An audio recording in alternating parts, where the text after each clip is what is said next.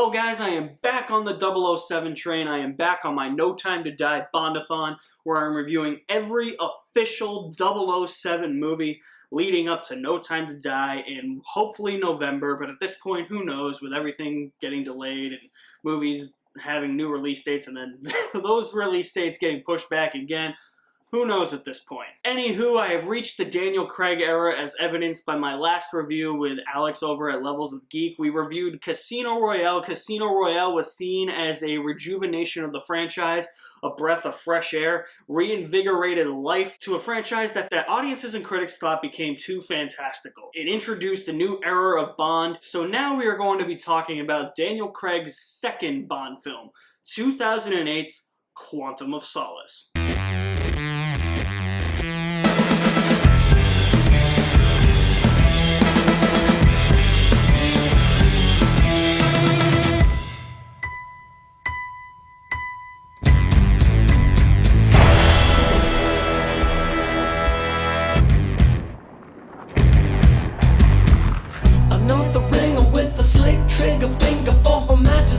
Quantum of Solace is a direct sequel to Casino Royale, the first time in the series that has happened, and it picks up mere minutes after that film's ending, in which Bond has Mr. White in custody, and he is investigating and trying to learn about this super secret organization that Mr. White works for that was responsible for the death of Bond's lover, Vesper Lynd. On his trail, he meets Camille Montez, and together they investigate Dominic Green, a geologist who teams up with a corrupt Bolivian army general, General Medrano, to stage a coup in the Bolivian government in order for Dominic Green to take control of one of Bolivia's natural resources, in this case water, by creating a false water drought. Now, people say Quantum of Solace is amongst the worst of the Bond films. People even say it's bottom of the barrel, that it's the worst one, and they say the same thing about Spectre, which with Spectre, they're totally overreacting if you ask me. Quantum of Solace for me doesn't fill that bottom of the barrel void. I just think Quantum of Solace is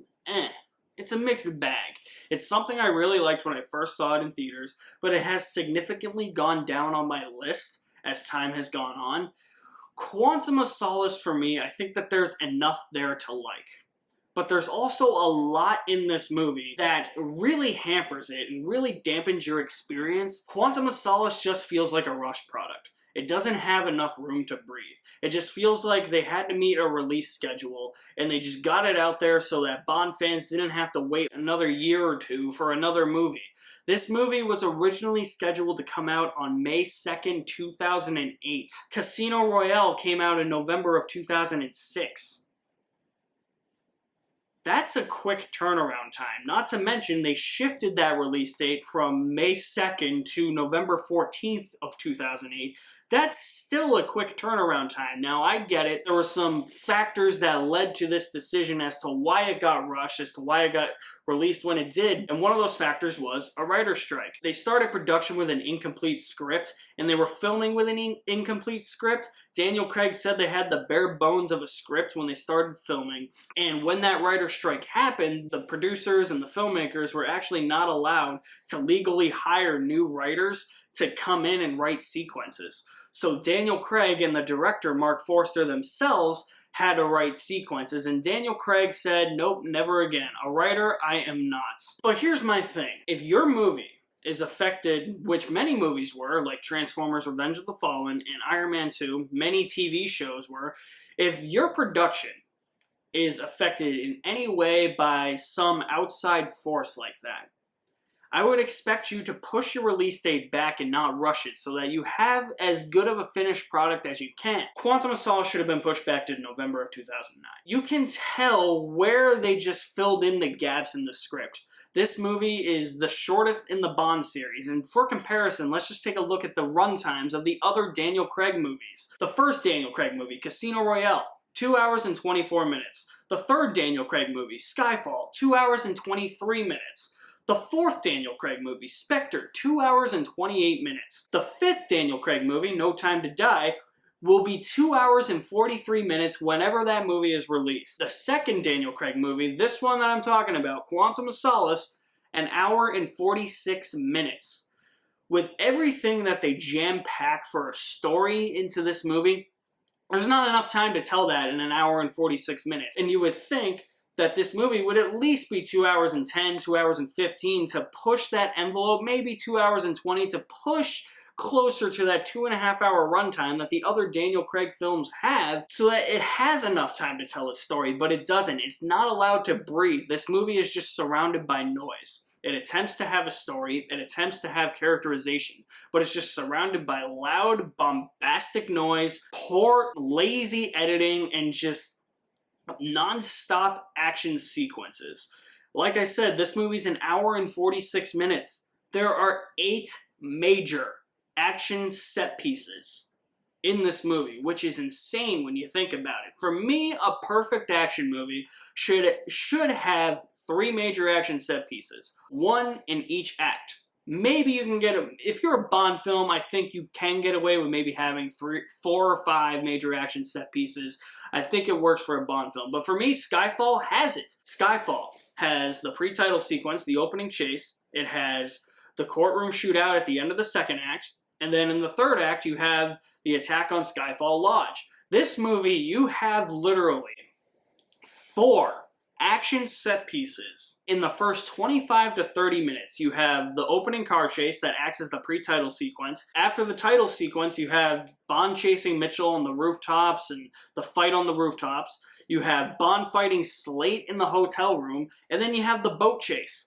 That's all within the first 25 to 30 minutes. You don't learn a lot about Bond as a character, nor do you learn a lot about Mr. White and his organization. Character motivations just come out of nowhere. There's no understanding as to why Mitchell, who is M's bodyguard, is working for this organization. He's just a double agent. There's no story beats that progress the narrative forward that make this movie slightly interesting. That's easily the biggest issue I have with Quantum of Solace. It's just rushed, there's no narrative structure, and it's not that interesting, honestly. This is probably the most boring Bond film. It's a Jason Bourne wannabe. Here's how I equate Quantum of Solace. Quantum of Solace is to the Daniel Craig Bond era what Tomorrow Never Dies was to the Pierce Brosnan Bond era. Because look at it. Martin Campbell directed the first Pierce Brosnan movie, and he directed the first Daniel Craig movie.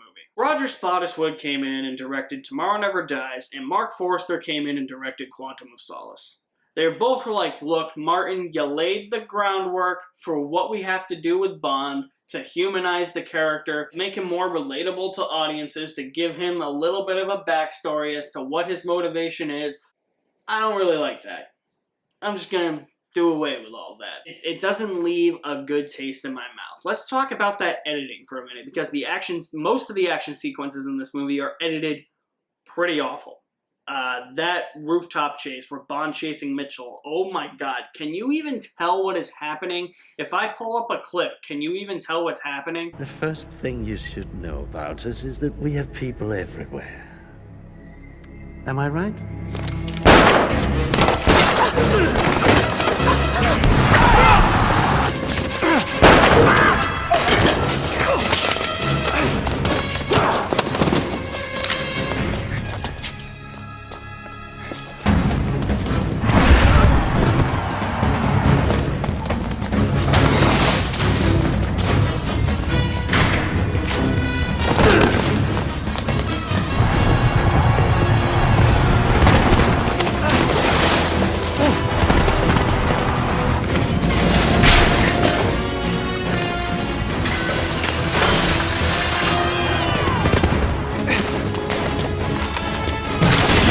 Seriously, do you even know what just happened? There is no way the audience can even see that when Mitchell shoots his gun at M, the bullet ricochets off the pole, Bond throws a chair at Mr. White, M escapes, and Bond just acts like it's nothing. Like, oh, hey, look, she escaped. Like, he knows that that's M. How does he know that's not, like, Mr. White or something? There's so much quick cutting and flash cutting, and then there's, like, this horse race that's going on above them that it keeps cutting back to that. That doesn't really make any sense. The scene improves when Bond and Mitchell actually fall out of, like, the building and through the glass to another building. That's where that sequence improves.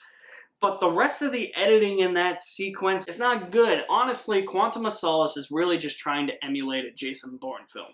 But Paul Greengrass knows how to work with shaky cam and handheld cam. He knows how to keep everything in frame, and even when it gets a bit too shaky in the Bourne movies to understand what's going on, with a quick edit, it is fixed. Whoever edited this movie does not know how to edit a movie. The editing needs editing. What also makes Quantum of Solace a really boring Bond movie is the fact that we have such a boring main villain. Dominic Green is the main villain. He's played by Matthew Amalric, which I had no qualms against Matthew Amalric as an actor. I've seen him in like one other thing, and that was Munich, and I thought he was actually really good in Munich. When he was cast as Dominic Green, he asked Mark Forster if he could have some like grotesque like deformity or like even like just like wear a mask or something, and Mark Forster was like, no, your evil nature is just going to be hidden underneath the skin of your character, so you don't really need anything that spells you as a Bond villain. First of all, that's what makes a Bond villain memorable. When you have some sort of deformity or you just act in like the craziest ways, or if you're just a well fleshed out character, like Alec Trevelyan. Yeah, sure, he's got a burned face, but that's not what makes Alec Trevelyan memorable. What makes Trevelyan memorable is that he planned his whole plan while he was still in MI6, and his backstory is actually tragic, and you understand where he's coming from and what his motivation is as to why he hates both Bond and the country of England. That's what makes a good Bond villain, who doesn't have to rely on some sort of deformity. Dominic Green, the most memorable thing that he does is accidentally stab himself in the foot with an axe during his final confrontation with Bond. It just doesn't work. He doesn't strike you as a menacing figure. He doesn't look imposing. The problem with Dominic Green is that you could just walk up to him and slap him and he'd fall down. And then you'd beat him. I can beat Dominic Green. That's the thing. Not to mention his henchmen aren't any better. Elvis is a little weasel. He does nothing for the whole movie. General Medrano, I think, should have probably been the main villain in this movie. There's some motivation there with the character of Camille, who I think is a really good Bond girl and I think is a really good Bond character. I'll talk about her more in a little bit. But he's not in the movie all that much. It's weird because Dominic Green probably has the most henchmen. He has this like gang of goons that follow him around, but they don't do anything. The movie's too short to include them. By the time it wants to include them in Dominic Green's plan, like, the movie's over. They just kind of sit there, take orders from Dominic Green, and that's it. That's really all they are. And Dominic Green, like, I mean, honestly, like, would General Medrano team himself up with Dominic Green? Like, General Medrano, like I said, could just slap him. Like, be like, no, man, I'm in charge here. Do you feel in charge? Let's go back to that editing for a minute because there is the argument that the editing is so frenetic and like chopped together the way it is because it represents Bond's state of mind, his psychosis, that he really just doesn't give a shit. He's gonna kill anybody in sight. I think that would have been hammered home more if maybe you had a point of view shot, which actually would have been cheesy in a Bond movie, but I think it would have been hammered home more if you had something like that, or if you had him discussing his actions with M saying, this is why I'm doing what I'm doing.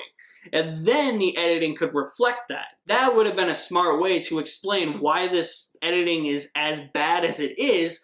Instead, it just comes across as lazy editing, whereas if you had lines like that, I could have actually bought it. Quantum of Solace also runs into the problem of not knowing what to do with its characters. It's mostly a clueless movie. It has no idea what to do with Bond. It has no clue what to do with M. It has no clue what to do with Mathis. It has no clue what to do with Dominic Green. It has no clue what to do with General Medrano. It has no clue what to do with Strawberry Fields. It definitely doesn't have a fucking clue what to do with Felix Leiter. Like, you even question why Felix Leiter is even in this movie. He's the head of the South American section with this guy named Beam, and they're trying to investigate Dominic Green. And this is where we kind of learn that Dominic Green is after a natural resource in Bolivia, and we are led to believe that that is oil, because he mentions oil to both Beam and Felix. But then Bond comes to the realization later in the movie that Dominic Green's not after oil, he's after water. Which, I like the idea of Bond going after natural resources. I'll talk about that when I get to my positives for the movie. It's just, Beam doesn't really have that much to do either. Felix is in like 2 scenes. Somehow Beam kind of just sides with Green and trying to get rid of Bond. He sends like a SWAT team after Bond at one point after Bond meets with Felix in a bar. I don't really get that. There's so many story beats here that just aren't fleshed out. And because there's so much plot. It's attempting to have a plot. It's attempting to throw as much as it can at you in such little time. Everything in this movie just feels so minimal. It feels so small scale. Even Dominic Green's big badass lair. A Bond villain's gotta have a cool lair, right?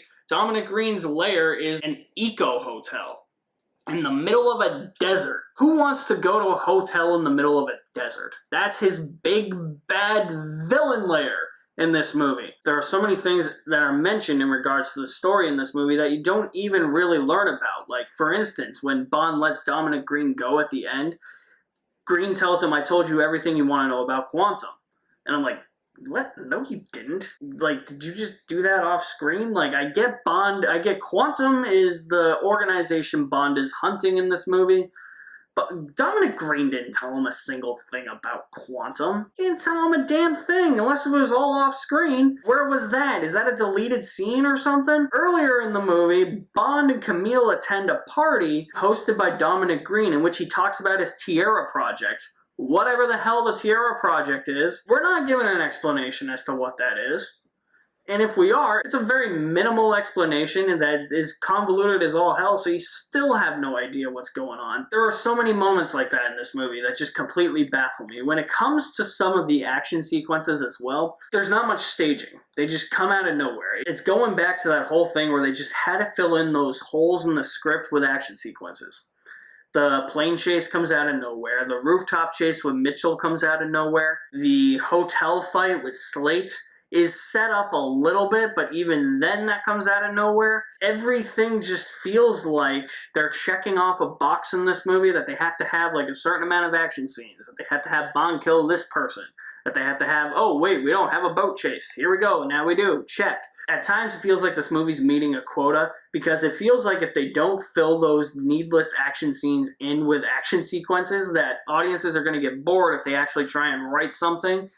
This should have been honestly like a thriller. I think that this would have worked better if it was more in line with like GoldenEye or Skyfall, where it was an actual like action thriller, not a straightforward action movie, an action thriller. In terms of positives for the movie, I like the darker, grittier tone that this movie takes. Daniel Craig hammers home that tone perfectly. Bond is on a killing spree in this movie. His motivation isn't very clear, and you're kind of looking at it like, this is James Bond?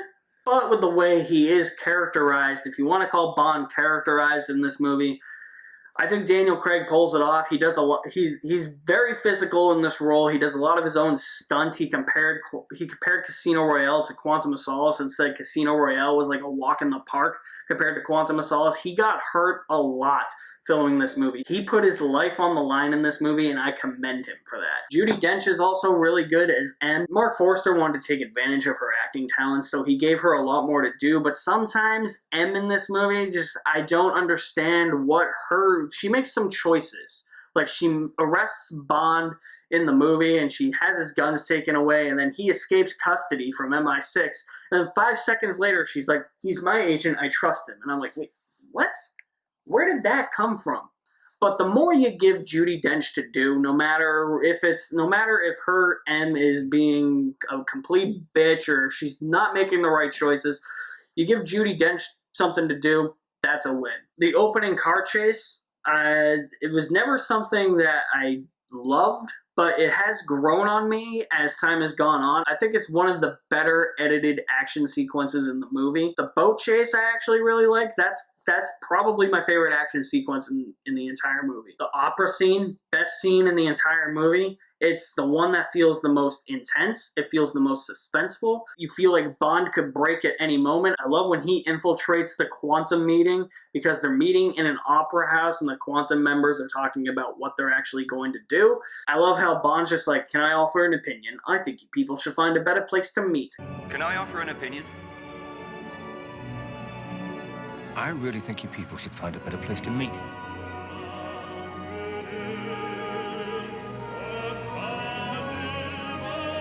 Where do you think you're going?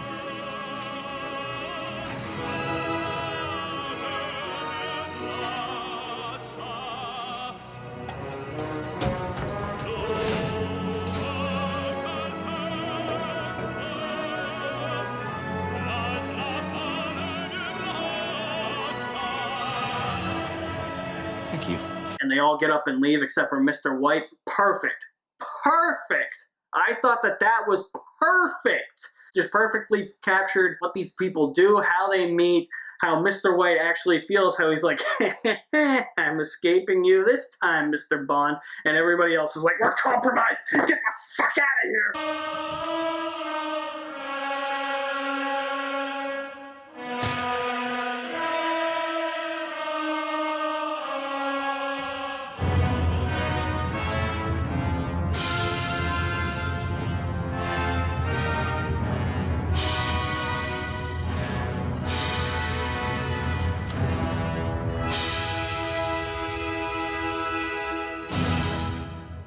That scene is great.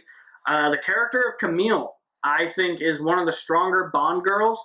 Olga Kurylenko is good. Not going to say she's great, but she's good as Camille. Camille has a lot of motivation. She's the strongest character in the movie by far. She has a history with General Medrano. She's seeking revenge just like Bond is. Her motivation is clear. Her choices make sense. And I like the fact that Bond doesn't view her as a love interest. It's more of just someone who has a common goal like Bond does, and they team up to help each other achieve their common goals. That's one of the things that was criticized about this movie, how the main Bond girl doesn't get to sleep with Bond. Look, who gives a shit? It shouldn't matter that Bond has to sleep with somebody, which he does in this movie. It's not her, it's the other Bond girl who gets covered in oil, which is a complete ripoff of Goldfinger, by the way. That shouldn't matter. Why does that matter? That's not in Camille's nature to just sleep with Bond. She even doesn't view Bond as a love interest in the same way Bond doesn't view her as a love interest. That's how I view that. There doesn't have to be sexual content with every Bond girl. Give me a break. Like, come on. You can't take a strong Bond girl like that and turn her into something like that. So I love that about the movie. Not to mention, she and Daniel Craig have great chemistry. They do a great job at casting these Bond girls in these Daniel Craig movies. They do a good job at making sure that they're compatible with Daniel Craig and they're still present here. I love how this is the first Bond movie where we actually see Bond, like, drunk. Him mourning the death of his love in that sequence is something that actually makes you feel something. You understand where Bond is coming from. And for the only time in the movie, it shows him expressing emotions. The ending is also perfect for me. I love where he just goes into Vesper's old boyfriend's home, Yusuf Cabrera. He goes into Yusuf's home, threatens him at gunpoint, and actually leaves him alive. And M is really surprised. The ending is great because Bond can finally let go of his past demons. Stuff like that, where they show the human side of Bond in this movie, is hammered home very well. It's just the rest of the movie surrounding it isn't that good. The idea of a direct sequel has been talked about a lot. A lot of people are going to argue that Diamonds Are Forever is a direct sequel to On Her Majesty's Secret Service. No, it's not. I don't see it like that, or that From Russia with Love is a direct sequel to Dr. No. I don't think so. Yeah, they reference the events in the previous movies, but Diamonds Are Forever had that chance and it blew it. You blew it! Quantum of Solace actually is a direct sequel. It takes the fallout of what happened in Casino Royale and tries to craft a story around those consequences, what Bond's next actions and motivations might be, while also trying to take down a geologist hell-bent on eco-terrorism. If they had just stuck to the actual revenge story and it was just Bond going after this super sinister organization named Quantum, I think it would have been a lot better than him going after an eco-terrorist. There's also a deleted scene where there's an alternate ending where Bond actually does kill Mr. White and Guy Haynes, who is another member of Quantum. It was filmed, it wasn't put on the DVD, it's not put on the deleted scenes on the Blu-ray either. I have no idea why. The ways to describe Quantum of Solace are how I described it before as what Tomorrow Never Dies was to Pierce Brosnan's Bond era, or you can say that this is really just an extended cut, or in video game terms, downloadable content to Casino Royale. I don't hate Quantum of Solace. It's something that I think there's enough in here with some ideas that I think are presented fairly well. It's just, most of the movies surrounding those ideas in terms of the editing, the narrative, the actual story, how the villain's portrayed, how the villain's written, his whole plan just leaves a bad taste in my mouth, and it just seemed like that they were so hell-bent and intense on ripping off like a Jason Bourne movie. I said I was going to talk about the plot and natural resources. I like the idea that Bond is going after natural resources in this movie. He's trying to stop somebody who wants to take away natural resources. I think it fits with the time. I think it fits with the times. There were so many movies early on in the mid to late 2000s that dealt with this. Syriana, for instance, was a movie that dealt with oil. The problem I have is that for the first half of the movie, you're led to believe that Bond is trying to stop somebody from taking oil when in fact he realizes it's actually water. And he's just like, wait a minute, that's not right. Like, how did he come to that realization? That's kind of my problem with that. But the idea that that we actually have somebody who is trying to take away a natural resource from a country, and natural resources were being talked about a lot in the early to mid 2000s and late 2000s, and there were a lot of movies about it. I think it just hammers home exactly that the Bond franchise goes with the times. And not only that, but I mean, the shaky cam action style of the Jason Bourne movies were also popular. So that's probably why they did what they did with the editing in this movie and the camera work.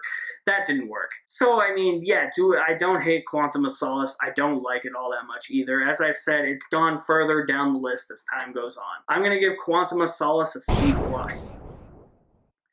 Guys, that is my review of Quantum of Solace. Stay tuned for my review of Skyfall coming very soon, which I'm going to let you in on a little hint. That's my favorite Bond movie. I might be doing another collaboration on that review for Skyfall. Stay tuned for that very soon. I can't wait to wrap up the series and see No Time to Die when it comes out in November. Hopefully it comes out in November. You guys are the best. I will leave my link to my website in the description below. Thanks for watching. My name is Alex Madden, and I'll see you at the movies somewhere.